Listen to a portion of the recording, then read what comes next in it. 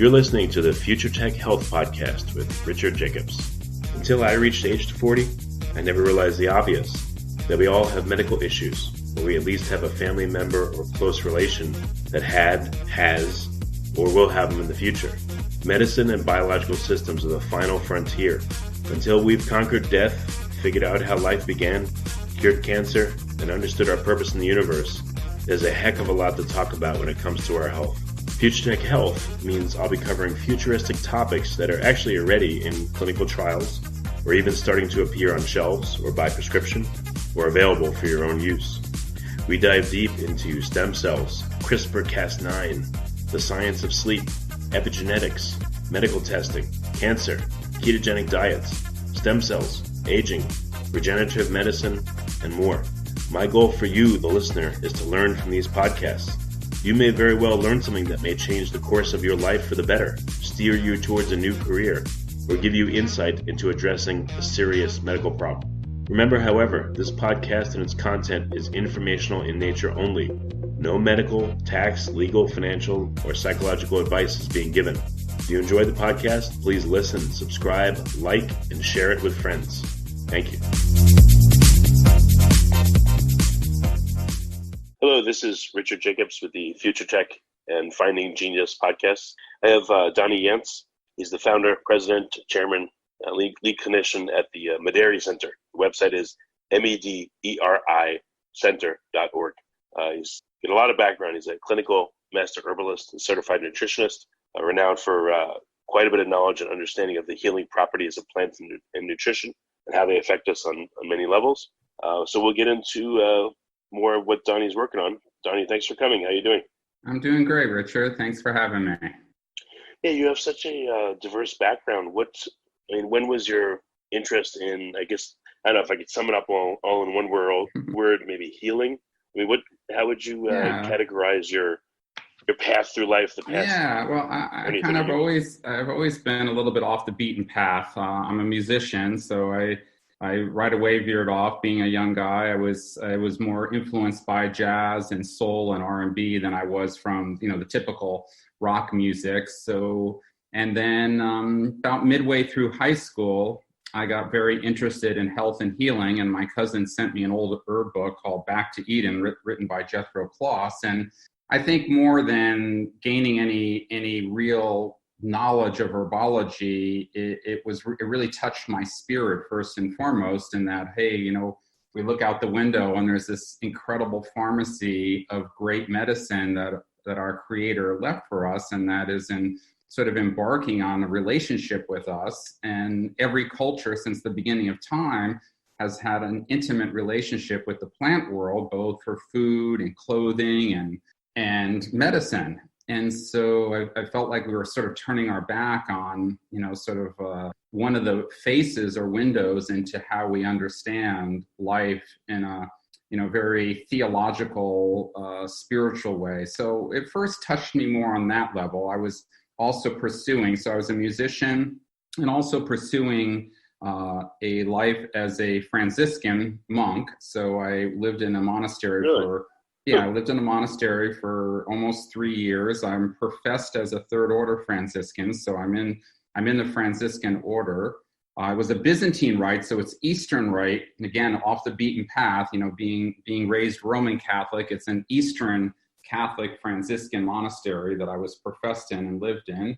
And then I got a recalling. Eventually, I ran a soup kitchen and a shelter. All this time, I've been playing music, and music has always been and still is a very, very big part of my life, and it actually has helped define me in the healing arts as well, and has contributed greatly to how I've developed the Mederi model, as we call it, the unified model of healing.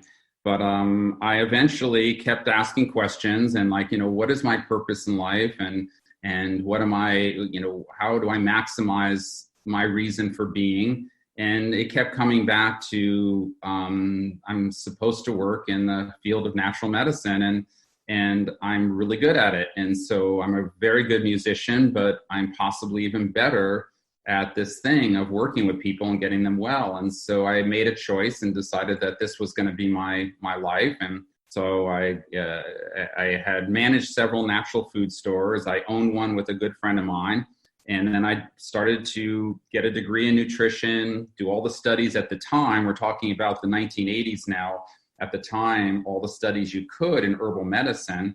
And I opened up my first clinic called Center for Natural Healing in Connecticut. And I think I had 4 different locations of that clinic before I embarked on moving to Oregon, which was in around 1999, 2000. I just finished writing my first big book called Herbal Medicine, Healing, and Cancer. It's the first, I believe it's the best-selling book on herbs and cancer still to date. And I moved at that time to, again, looking for my calling. And I thought I was supposed to open up a retreat center for patients that were ill to come and stay, for a week or something and help mend them back to wellness and give them a lot more than I could in a clinical setting.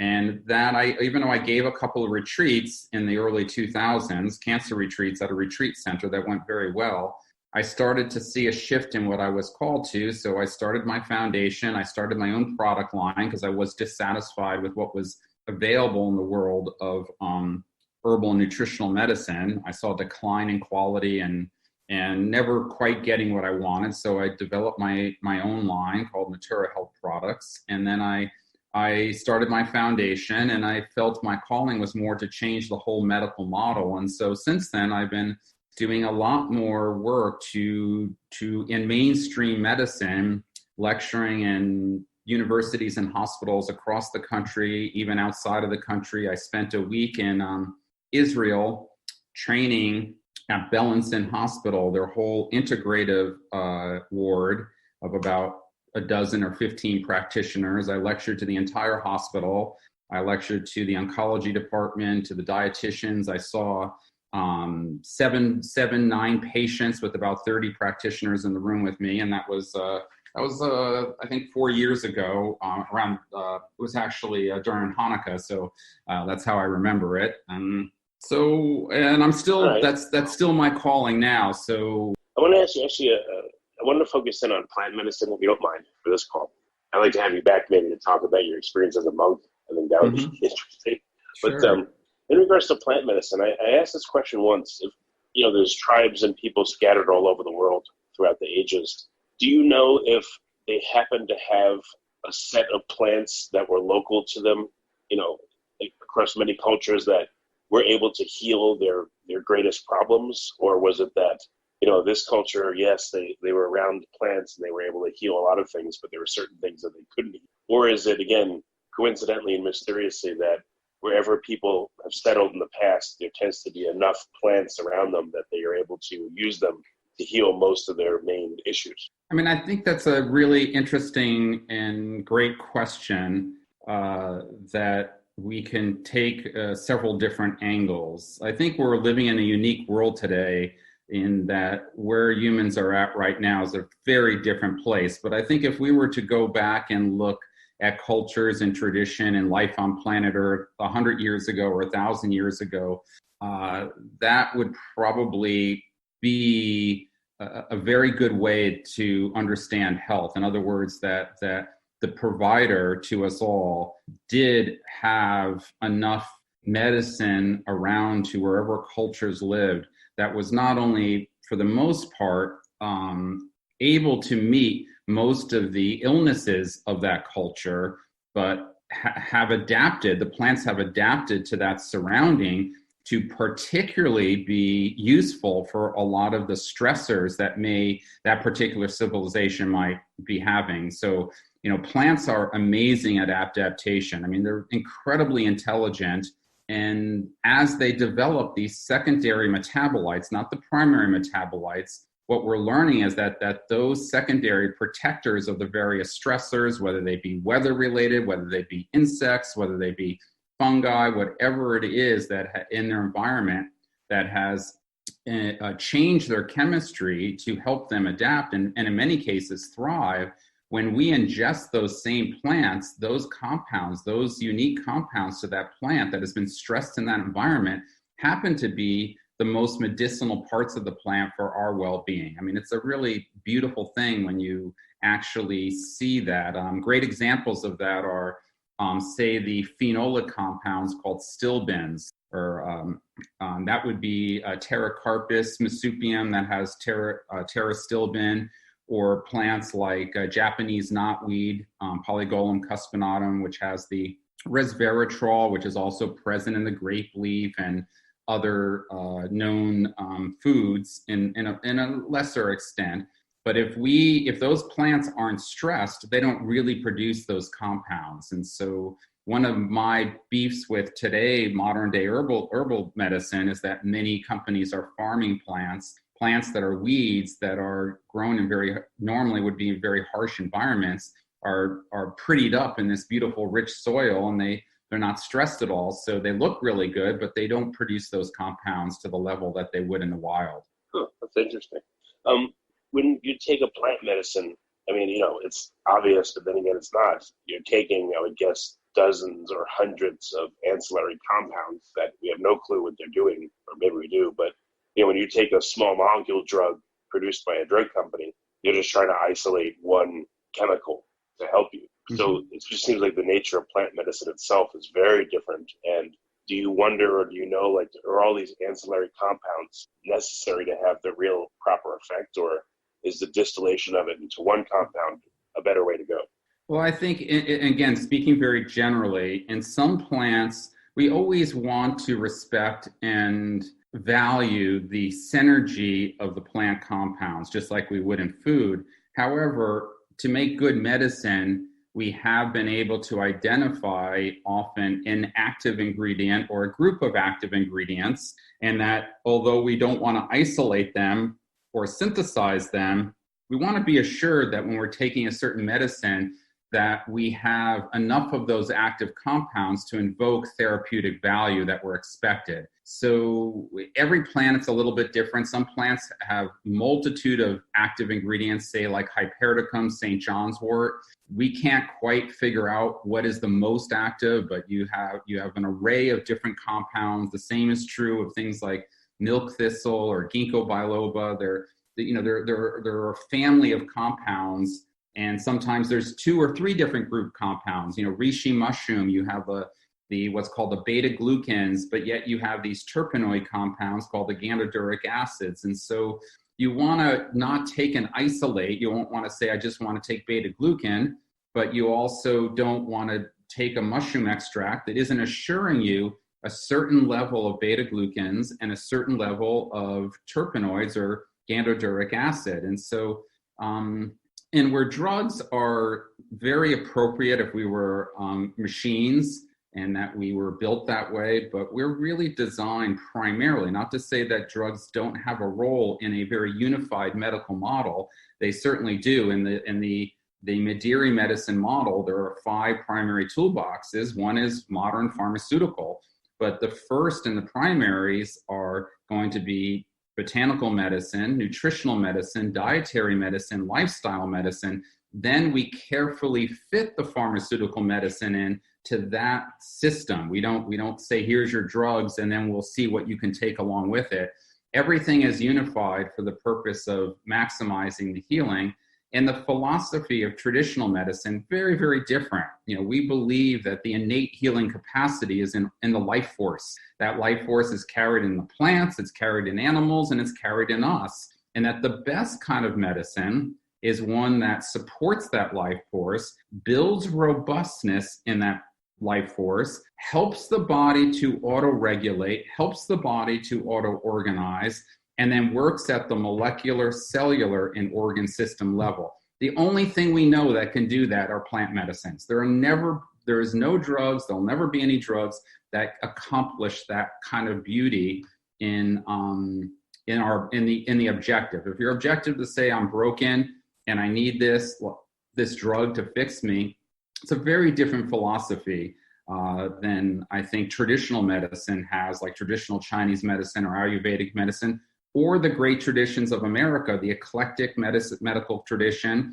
or the physiomedical tradition, which were traditional medical models based in herbal medicine practiced in America. You mentioned 5 aspects of the Mediri system. and two of them were nutrition and diet. And maybe it's a stupid question, but how are they different? They're different in that diet is what you eat as food. Nutrition is what you may take as supplemental. And so if somebody is severely zinc deficient, which is very common in the elderly population, and particularly people with cancer or with immune compromised conditions, you cannot get enough zinc through their diet to support them. You have to supplement that. And we use like a naturized form of zinc. So whenever you're supplementing the diet with nutritional compounds, that's what I would call the nutritional toolbox. The dietary toolbox is how you change what you eat as food. Gotcha. Okay. Makes a lot of sense there.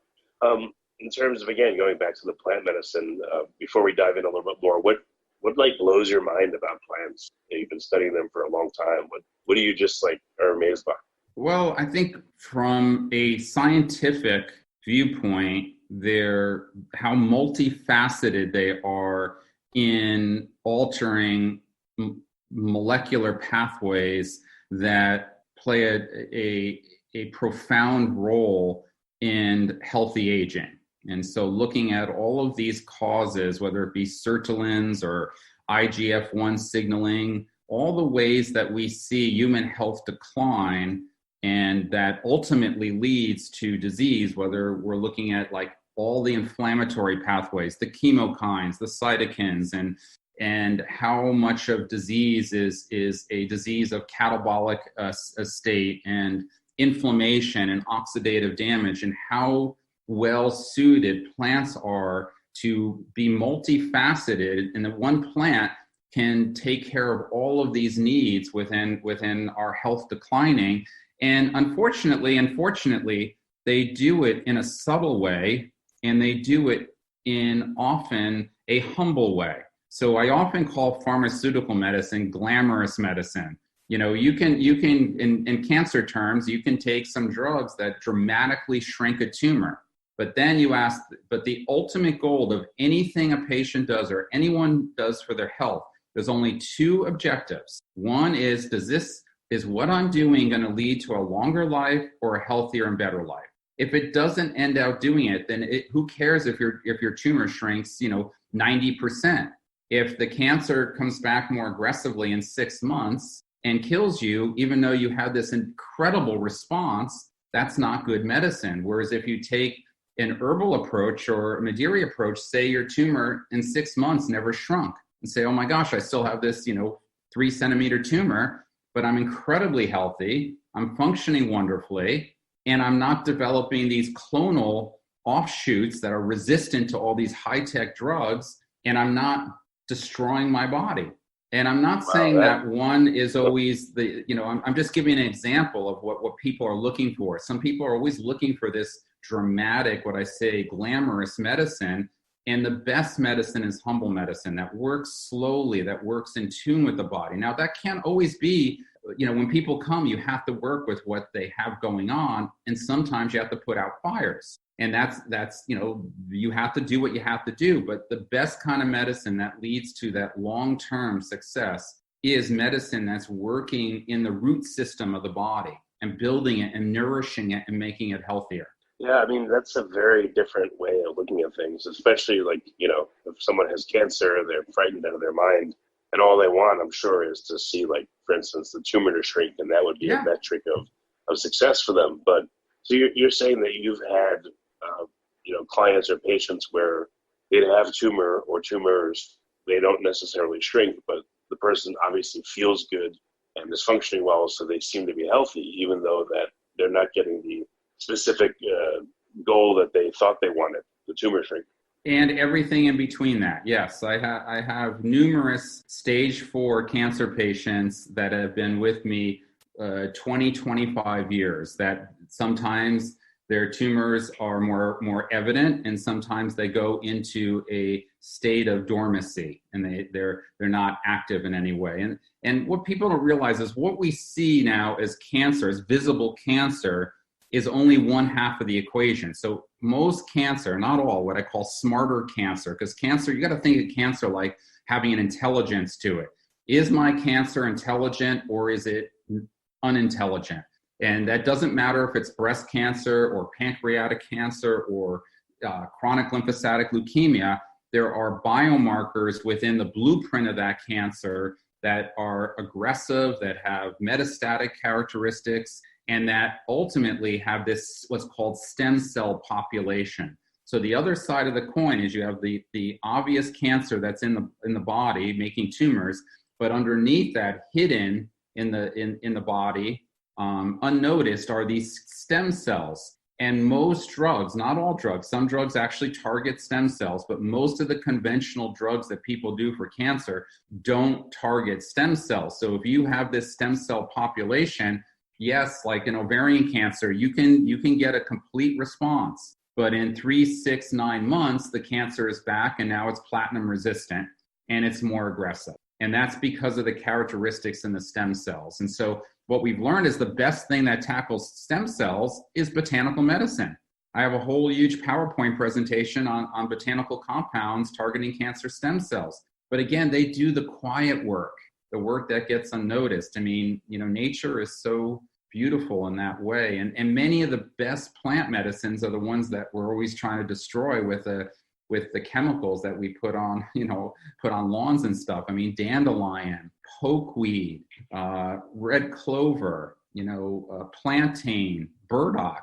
These are all weeds that people are trying to kill, like spending, billions of dollars each year of chemicals trying to kill them, and they keep coming back. So if I'm just picking an example, if someone has tumors and even metastatic disease, and they go on a botanical protocol, they feel better, their health appears to be better in all ways, they feel good again. What is that plant medicine doing then? If it's not shrinking the tumors, like what is it doing? What have you physiologically, what's happening? Why is there health again? Well, let me back up for 1 second, because I always like to give a quick little overview of the trilogy of which I work in, or the 3 ways. So one, Richard, is to focus on the health of the patient. So that's where all of our plant medicines, tonics, adaptogens, organ-specific herbs, anabolic herbs, herbs that build the inward energy, whatever we need to do to strengthen and increase the healing capacity of that patient, is only one of 3 areas that we focus in. The second area is what we call the microenvironment. Cancer or disease in general is always looking to manipulate the microenvironment or hijack it. Cancer cannot make tumors without taking control of the body. And as the cancer develops more and more and gets more intelligent and spreads more in the body, the more it's manipulated that microenvironment. So we have to assess that environment and understand it. Is it the most conducive to the health of the host, which is the person, or is that microenvironment more conducive to disease, or has the disease manipulated that microenvironment? And what are the biomarkers we can assess in that microenvironment that are telling us that our medicine must target? So we strengthen the host, we alter the microenvironment. That's 1, 2. And the third step to the program is now targeting the disease itself, which might include pharmaceutical medicine. But we have to identify which of those medicines are best, or it might include the offensive botanical agents that are known to be more specifically cytotoxic to cancer cells. So that can be all of the, 70% of chemotherapy was plant-derived originally, or is still plant-derived. You look at the Pacific yew tree as the source of Taxol. You have the semi-synthetic Taxol, which is Taxotere, and then you have the nanoparticle liposomal Taxol, which is Abraxane. So, and there are other taxine drugs now approved for prostate cancer, and that all comes from one molecule from one plant called Taxol. Taxol is one of 27 taxines, and that doesn't even include all the other plant compounds in the Pacific yew tree. So the Pacific yew tree has a whole family of taxines that are all cancer suppressing, but the drug company had to isolate the most active and the strongest. So one of the things that we do in Madiri medicine is if people are going on a taxine, we will give them in their protocol a taxus extract that provides all of the synergistic compounds that the plant has to go along with the medicine. It's just a little thing, one of the little things that we do in our approach to helping people. So we're not afraid to use strong medicine, but the strong medicine should always be the third objective. The first is nourish and strengthen the host. The second is change the microenvironment. The third is identify the molecular characteristics of the cancer and target that with the best medicine and the most harmful to the abnormal cells, the least harmful to the healthy cells. So, quick question, and then another one on top of that. So in your taxine example, if someone's taking Taxol, they're just taking one compound, but instead you give them this extract that has the other taxines. What have you noticed is the effect? How much of an improvement is there? And I mean, the effect that we see is that the resistance to the drug is dramatically reduced and often inhibited. And then the cytotoxic actions of the drug secondary are often increased as well. So, but the most important thing that it does is that it inhibits all of the capacity of the cancer cells to build resistant pathways like the P-glycoprotein pump pathway, for example, that enables them to eventually figure out this drug and learn to pump it out and have it no longer be harming them. So it dramatically reduces drug resistance. Okay, that makes sense. How do you know? How do you characterize the microenvironment? Like, traditional medicine, I guess, would do it with a biopsy at the site of the tumor, or no. The biopsy would be for identifying the tumor itself. The microenvironment is all done mostly through blood work, but a little bit through urine analysis. So, for example, morning urine pH is one thing. So we use bicarbonate, but potassium bicarbonate to create a more alkaline environment. Now, a lot of people think that's magic and it's great. It doesn't do anything other than make the microenvironment, bicarbonate makes the microenvironment less favorable to the acidic environment that the tumor is sequestering. And the tumor not only wants this acidic environment, the metabolic metabolism of tumor cells is predominantly glycolysis, and glycolysis creates the byproduct of that is more lactic and pyruvic acid. So both as cancer cells multiply, they create more acidity. The acidity creates like a barrier reef that then protects the tumor from the immune system. And then the acidic microenvironment also hinders the effects of cytotoxic drugs, other things people might do. And it also contributes to fatigue and pain in cancer patients too. So that's one little tiny thing. But other things is to assess inflammatory pathways. Another thing is to look at all of the endocrine pathways. If it's prostate cancer, breast cancer, we're looking at things like estradiol, estrone sulfate, pathways of testosterone metabolism like estrogens or dihydrotestosterone, insulin, how well insulin and glucose is being utilized by the body. And then hypercoagulation is a big thing that we do. So cancer patients are 7 to 10 times higher risk of developing clots. So they tend to have a higher fibrinogen content and often higher D-dimer. So we'll check fibrinogen and D-dimer, and then we'll use blood-moving herbs, oxygenating herbs with enzymes that dissolve and reduce that, bird's nest effect that the tumor creates as well. So it's all this stagnant blood. Cancer is a very stagnant disease. You have stagnant blood, you have stagnant oxygen, and you have stagnant lymphatic system. So you've got to move the lymph, you got to move the blood, and you don't boost oxygen by giving cancer patients, oxygen. You make oxygen more efficient in the body. So those are just a few examples of the microenvironment, how you can manipulate it.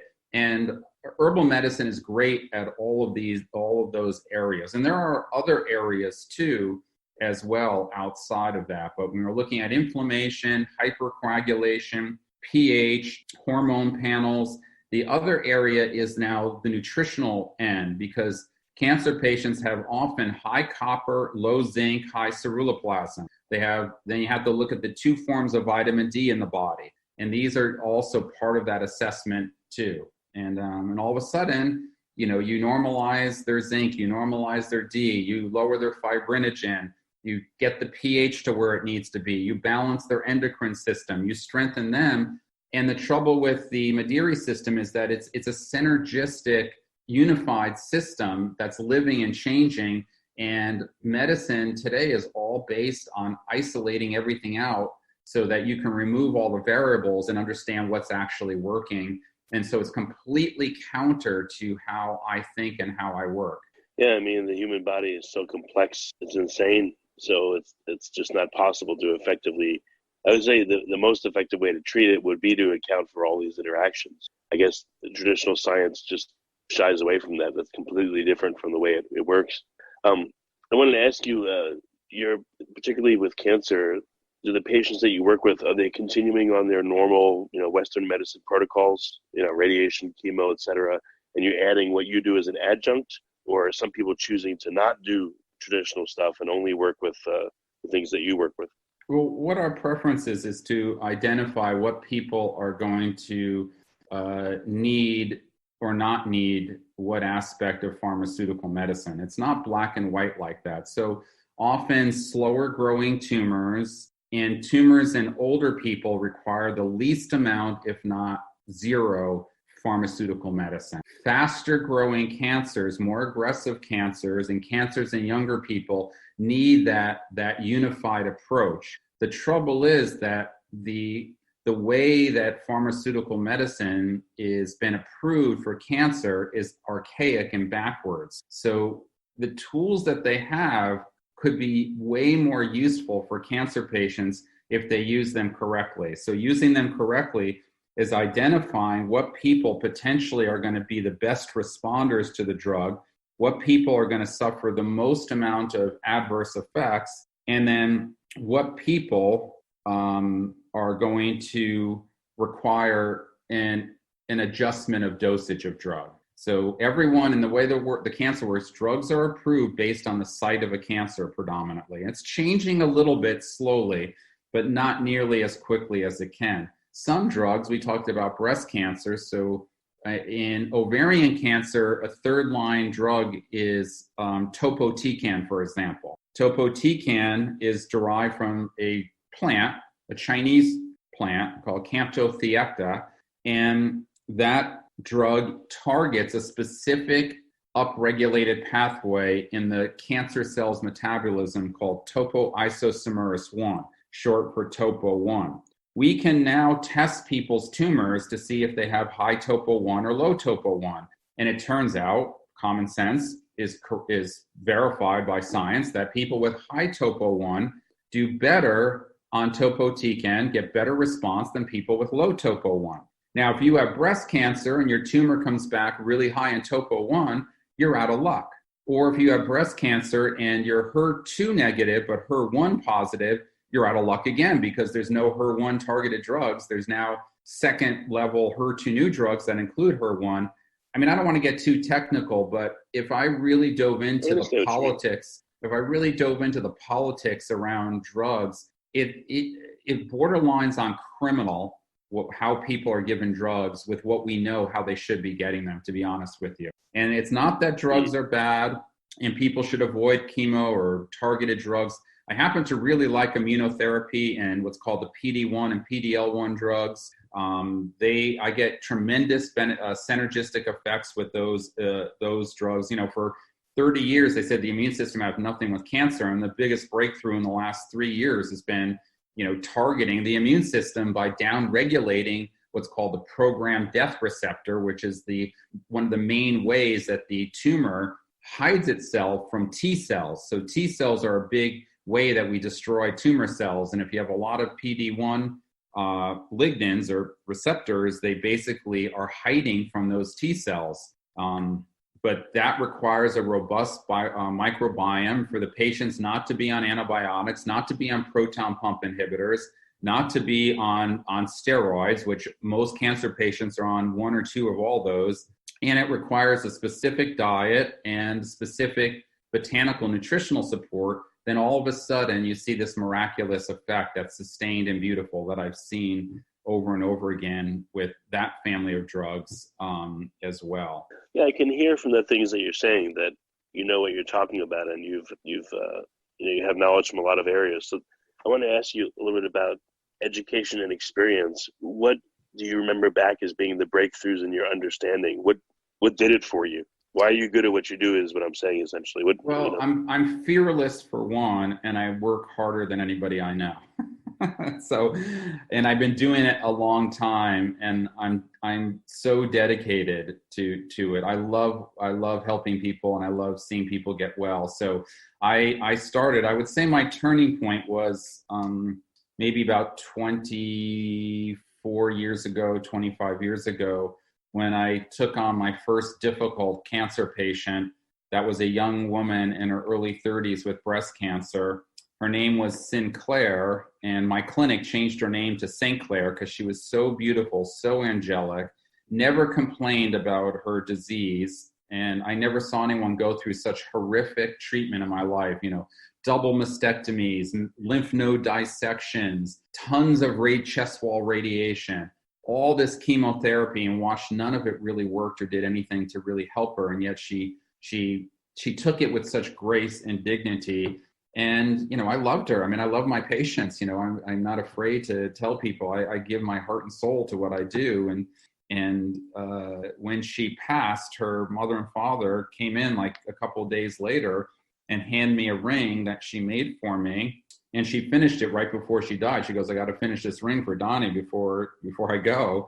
And so it's pretty much the last thing she did on the face of the planet. And so I put that ring on my finger that day, and I've never taken that ring off my finger, so it lives on my finger. So I would have to say that was when I said, Richard, I said, no matter how good I do with herbal medicine, if people are taking drugs that are killing them, they're not going to get well. I have to learn everything I can to understand cancer from every perspective, read every book, every journal, be completely non-biased, have an open mind, and really try to figure out how to put the pieces together, one patient after the other, to get them well. Well, no, that's great. What do you think are the origins of cancer? Like, how does it arise, in your estimation? It's multifaceted, but if I was to point to a couple of things, I would say the nervous system I would put as number one in primary. So almost all I mentioned the program death receptor inhibitors. That's the biggest known breakthrough in cancer in recent years. The biggest unknown and maybe even bigger breakthrough in cancer is the associated usage of taking beta blockers in cancer patients. So what we've seen over the years is that cancer patients that take beta blockers have reduced cancer. They have a slowing down of their cancer if they have cancer, and they have significant reduction in reoccurring cancer. And so what we've learned is that cancer is primarily biphasic. And so whatever we know it to be growing, it's almost always has a second way that it grows, which is the sympathetic nervous system. So the heightened stress that we live in and the lack of parasympathetic, which should be our dominant state, and particularly the vagus nerve. The vagus nerve is so key to good health and to cancer, and how all of those molecular pathways that the body then goes and tries to fix and normalize, it does it when we're in parasympathetic tone. So when we're in sympathetic mode, our body's output of energy is going to serve our outward needs, which have nothing to do with how we keep cancer at bay. When we're in parasympathetic mode, our body shifts to an inward need and says, all right, what do I need to do on the inside to keep myself healthy? So it's not just the nervous system itself, it's what the body does when it's in that more resting mode that serves our needs. Detoxification. We do not detoxify when we're outputting energy. I don't care what supplements you take. The number one way is to get your nervous system to calm down. And so I do a lot of work with nervines, which happen to be great cancer suppressors, you can't believe it, and breathing and finding ways to get people to be metabolically more at ease with their spirits. So Madiri medicine is spirit, mind, body, rather than mind, body, spirit. So we focus on that spiritual nervous system energy, which is the everlasting energy anyway, as the first type of energy. And then you have the essence as the second, which is the endocrine energy. And then you have the vital force, which is the mitochondrial and cellular energy. So those are the three energetic makeups in the human body, but the spiritual is the most important. So I would say that that would be the primary reason. And then everything else we can throw on top of that, the dietary effects. I'm doing a big talk in glyphosate and the impact that has on our health, which includes cancer. And I'm not talking about people that are spraying Roundup. I'm talking about us ingesting all the GMOs foods and the slow deterioration of our health from eating GMOs and which include cancer.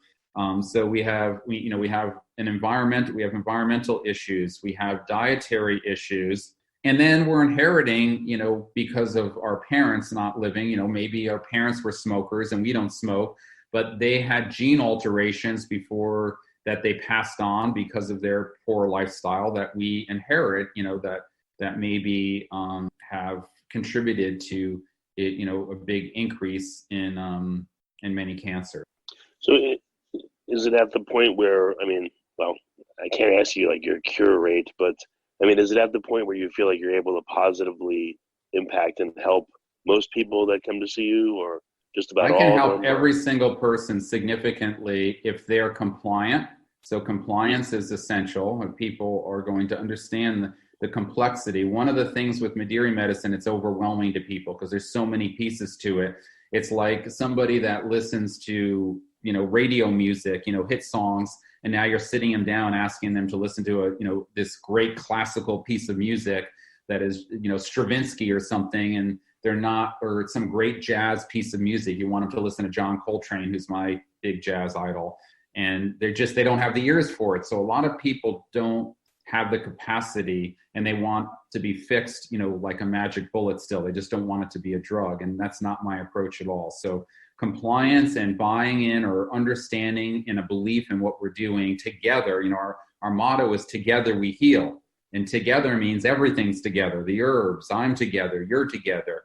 The oncologist is together. We're working in this participatory way, and it's through that participation that the healing happens. And so you have to have that understanding. The second piece is that if people are advancedly ill and they come, one of the key components is having a caregiver that really can assist them and help them get all the tests that they need, help them comply, help them open up the conversation between the oncologist and myself. So that's the second really important piece. And then if pharmaceutical medicine, what I call out of the box, is necessary, it's finding an oncologist for what I call a Madiri-friendly oncologist to work with, that then I can converse with, that we can put our heads together and come up with something that might be a little bit different than because they've run out of options, basically.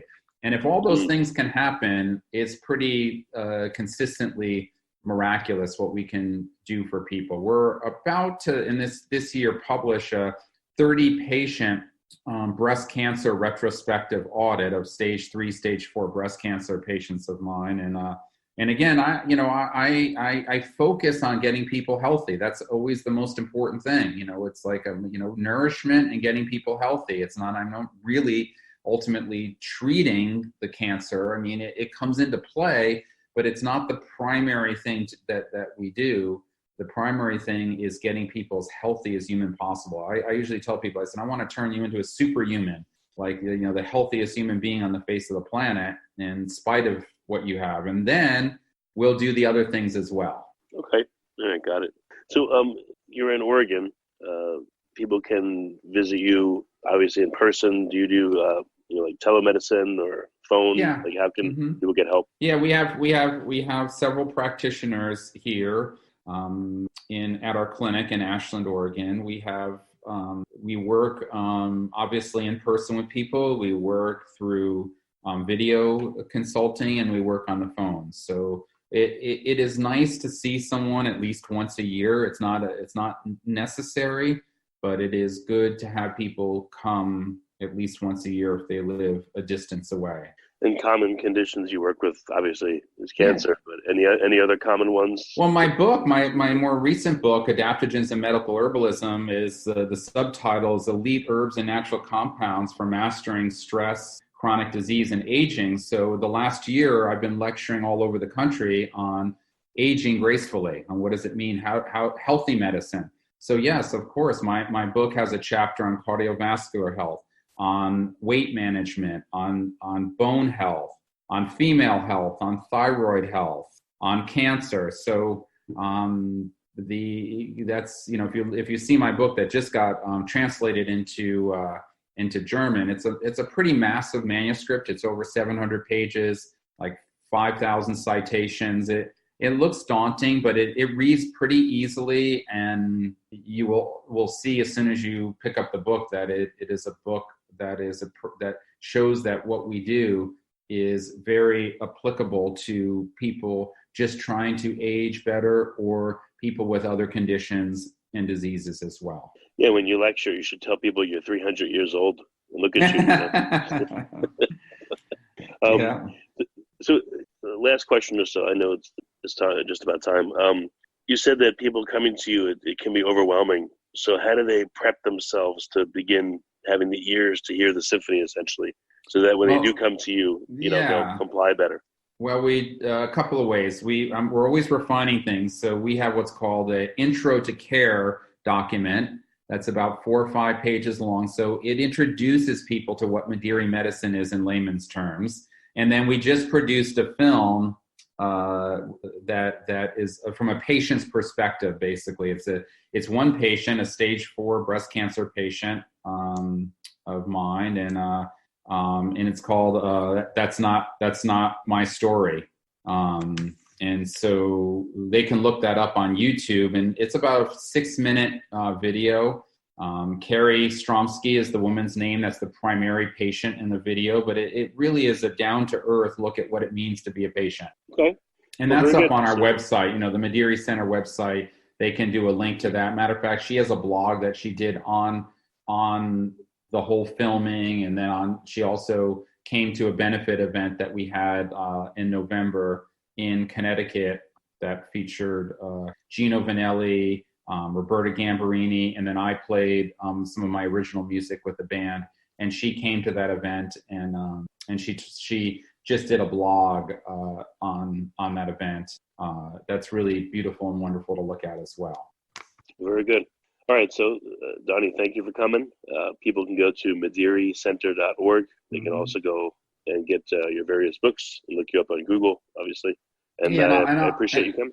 Thank you, Rich. I'll just add one little thing is that the Madiri Center also has an education wing, and that we're building with a Dr. Susan Bookheyer, professor from Harvard, a 2-year academy that will be predominantly online and webinars, but also some live. That's for active practitioners looking for a better way to unify medicine. And then, it'll have somewhat of a focus on oncology, but we'll focus on everything in that academy. And then we have a research wing. We have relationships with Ohio State University, with the Children's Hospital of Orange County, Mercy Hospital, Sinai Hospital. So we have all these research opportunities and have spent a lot of time trying to get them off the ground. But again, the IRBs of these institutions are so reluctant to do anything that includes herbal medicine.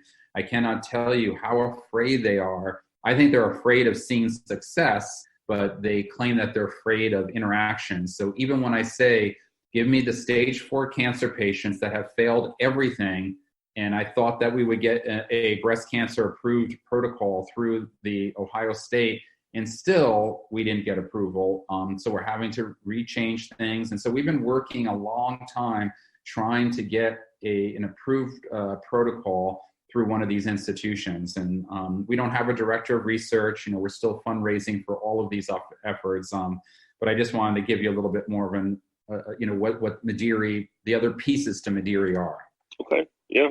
Well, you're busy. Well, again, Donnie, thank you for coming, for all that you do. Yeah.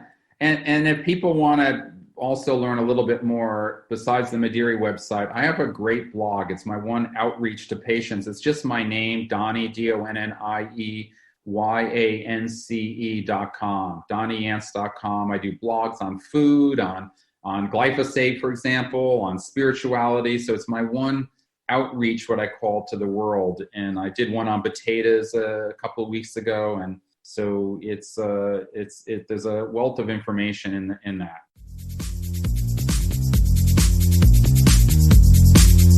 You're listening to the Future Tech Health Podcast with Richard Jacobs. Until I reached age 40, I never realized the obvious, that we all have medical issues, or we at least have a family member or close relation that has, or will have them in the future. Medicine and biological systems are the final frontier. Until we've conquered death, figured out how life began, cured cancer, and understood our purpose in the universe, there's a heck of a lot to talk about when it comes to our health. Future Tech Health means I'll be covering futuristic topics that are actually already in clinical trials, or even starting to appear on shelves or by prescription, or available for your own use.